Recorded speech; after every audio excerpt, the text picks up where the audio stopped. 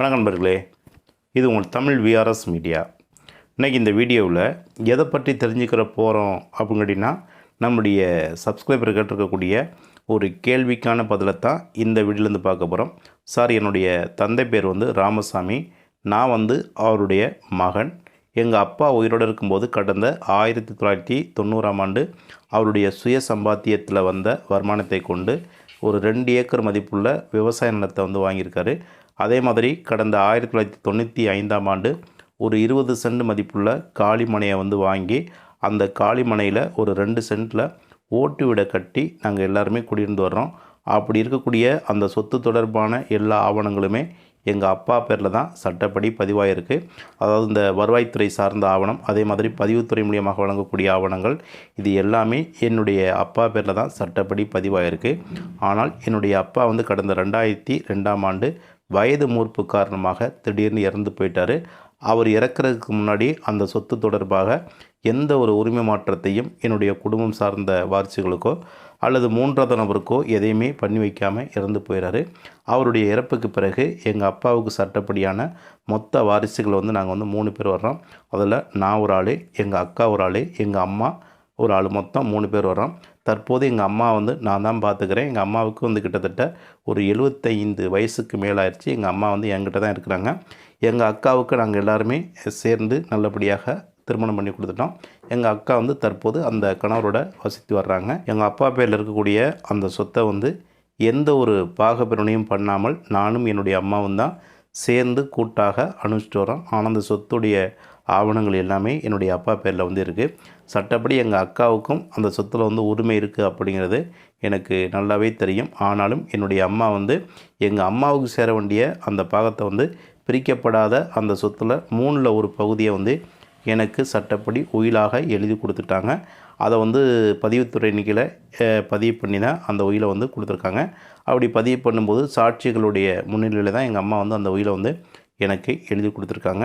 இப்போ என்னுடைய கேள்வி என்ன அப்படின்னு கேட்டிங்கன்னா, எங்கள் அம்மா உயிரோடு இருக்கும்போது எங்கள் அம்மாவுக்கு சேர வேண்டிய 3ல் ஒரு பகுதியை எனக்கு உயிலாக எழுதி கொடுத்துட்டாங்க. அந்த உயில் சட்டப்படி செல்லுமா?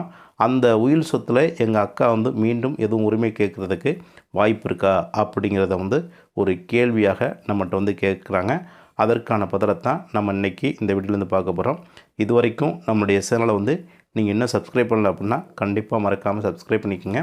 இந்த வீடியோ உங்களுக்கு பயனுள்ளதாக இருந்துச்சு அப்படின்னா உங்களுடைய நண்பர்களுக்கும் ஷேர் பண்ணிக்கோங்க. பொதுவாக இந்து வாரிசுரிமை சட்டம் 1956 பிரிவு 30 என்ன சொல்லுது அப்படின்னா, ஒரு நபருக்கு பாத்தியப்பட்ட சொத்தானது அவருடைய சுய சம்பாத்தியத்தில் வாங்கின சொத்தாக இருந்தாலும் சரி, அல்லது அவருக்கு பாத்தியப்பட்ட பூர்வீக சொத்தாக இருந்தாலும் சரி, அந்த சொத்து தொடர்பான எல்லா ஆவணங்களும் சட்டப்படி அவருடைய பேரில் பதிவாயிருந்து அவர் உயிரோடு இருக்கும்போது எந்த ஒரு பரிமாற்றத்தையும் அவர் செய்து வைக்காமல் ஏதோ ஒரு காரணமாக இறந்து போயிறாரு அப்படின்னா, அவருடைய இறப்புக்கு பிறகு சட்டப்படி அவருக்கு யாரெல்லாம் வாரிசுகளாக வரார்களோ அவர்கள் எல்லோரும் சேர்ந்து தான் அந்த சொத்தை சரிசமமாக பிரித்து கொள்ள வேண்டும்.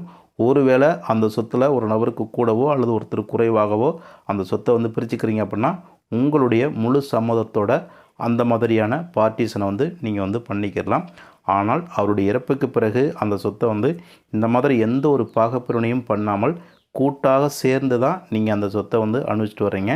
அப்படி பிரிப்படாத அந்த சொத்தை வாரிசு அடிப்படையில் தங்களுடைய வாரிசுக்கு சேர வேண்டிய, அதாவது அந்த வாரிசுக்கு சேர வேண்டிய அந்த சொத்துடைய ஒரு பகுதியை அவருடைய விருப்பத்துக்கேற்ப யாருக்கு வேண்டுமானாலும் உயிலாக எழுதி வைக்கலாம் அப்படிங்கிறது தான் அந்த சட்டமானது சொல்லுகிறது.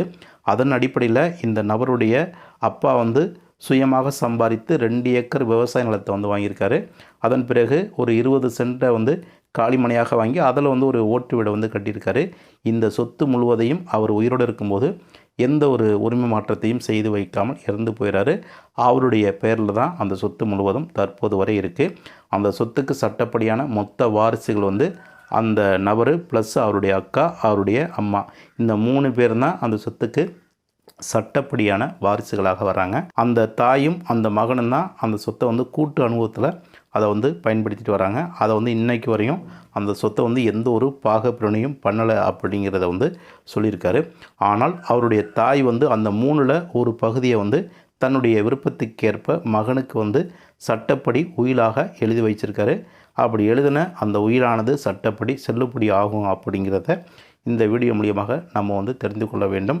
ஒருவேளை அந்த தாய் வந்து அந்த சொத்துடைய சர்வே நம்பரை போட்டோ அல்லது அந்த சொத்துடைய பவுண்ட்ரியை போட்டோ அந்த உயிலை வந்து எழுதி வச்சுருந்தாங்க அப்படின்னா அது வந்து சட்டப்படி செல்லாது.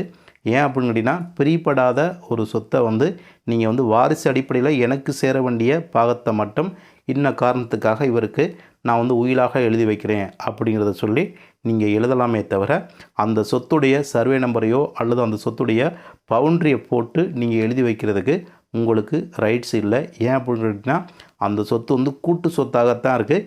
இன்றைக்கு வரையும் சட்டப்படி உங்கள் பேர்லேயோ அல்லது உங்களுடைய குடும்ப உறுப்பினர் பேர்லேயோ எந்த ஒரு பார்ட்டிஷனையும் பண்ணாத சொத்தை போயிட்டு நீங்கள் வந்து சர்வே நம்பரை போட்டோ அல்லது அந்த பவுண்ட்ரியை போட்டோ நீங்கள் வந்து உயில் எழுதி வைக்கிறதுக்கு உங்களுக்கு உரிமை இல்லை. அப்படி எழுதி வச்சுருந்தீங்க அப்படின்னா சட்டப்படி அந்த உயிலானது செல்லுபடி ஆகாது. பிரிக்கப்படாத ஒரு சொத்தை வந்து வாரிசு அடிப்படையில் 3ல் ஒரு பகுதி நான் வந்து இந்த மாதிரி என்னுடைய மகனுக்கு உயிலாக எழுதி வைக்கிறேன் அப்படிங்கிறத சொல்லி நீங்கள் எழுதி வச்சுருந்தீங்க அப்படின்னா அந்த உயில் வந்து சட்டப்படி செல்லுபடியாகும். அந்த உயில் எழுதும்போது நீங்கள் வந்து ஒரு நல்ல மனநிலையில் வந்து இருந்திருக்கணும். அதே மாதிரி அந்த உயிலை எழுதும்போது சாட்சிகளோடு நீங்கள் வந்து எழுதியிருக்கீங்க அப்படிங்கிறத வந்து ப்ரூவ் பண்ணணும். அப்படி எழுதின உயில் வந்து சட்டப்படி செல்லுபடியாகும். ஒருவேளை அந்த உயிலை வந்து நீங்கள் உயிரோடு இருக்கும்போது நீங்கள் வந்து ரத்து பண்ணிடுறீங்க அப்படின்னா அந்த பிரிப்படாத சொத்தை வந்து சட்டப்படி இந்த 3 பேர் தான் சேர்ந்து சரிசமமாக பிரிச்சுக்கிறணும். ஒருவேளை அந்த உயிரை வந்து அந்த அம்மா வந்து ரத்து பண்ணலை, அந்த அம்மா வந்து ஏதோ ஒரு காரணமாக இறந்து போயிடார் அப்படின்னா அந்த சொத்தில் 3ல் 2 பகுதி வந்து அந்த மகனுக்கு சேரும். எப்படின்னு கேட்டிங்கன்னா, மகனுக்கு ஏற்கனவே அதில் ஒரு பகுதி இருக்குது. பிறகு அந்த தாய் வந்து உயிரோடு இருக்கும்போது அந்த தாய்க்கு சேர வேண்டிய பகுதியையும் அந்த மகனுக்கு வந்து எழுதி கொடுத்துருக்காங்க. ஆக மொத்தம் அந்த மகனுக்கு வந்து 2 பகுதி மகனுக்கு வந்துடும்.